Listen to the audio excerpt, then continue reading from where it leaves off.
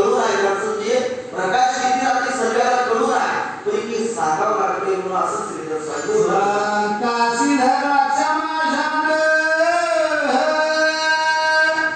80 वर तोच मदी मंद मंदमती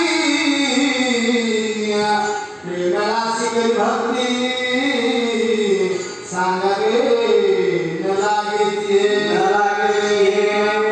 जे ऐकणारे भाविक आहेत जे भाविक भक्त त्या ऐकणाऱ्याला सांगावं ना आपोआप या रामकथेचा लाभ घेतात तसं सांगावं लागतं त्याला मती जे कळणार नाही त्याला सांगावं ते कळणाऱ्याला सर्व कळून आहे तुम्ही ज्ञानी आहात आणि महान शहाणे आहात म्हणून असं श्रीधर स्वामी ऐकणाऱ्या भाविक भक्ताला प्रश्नात पंडित तुम्ही ज्ञान धना खरा सुरस राम कथा हे वारंवार म्हणता भूषणा वक्ताच झगडले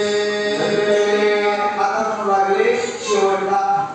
की तुम्ही संत महान आता तुम्हाला काही सांगावं लागणार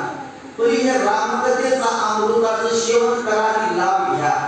मला असं सगळ्या साधू संताला ऐकणाऱ्या महात्म्याला या ठिकाणी बोल लागले आसो पूर्वाच्या ऐकतानीची सांगितली नावाची उत्पत्ती कौशल्या श्रद्धाच्या प्रती निवृत्ती विधी सापडे आता झालेला अध्याय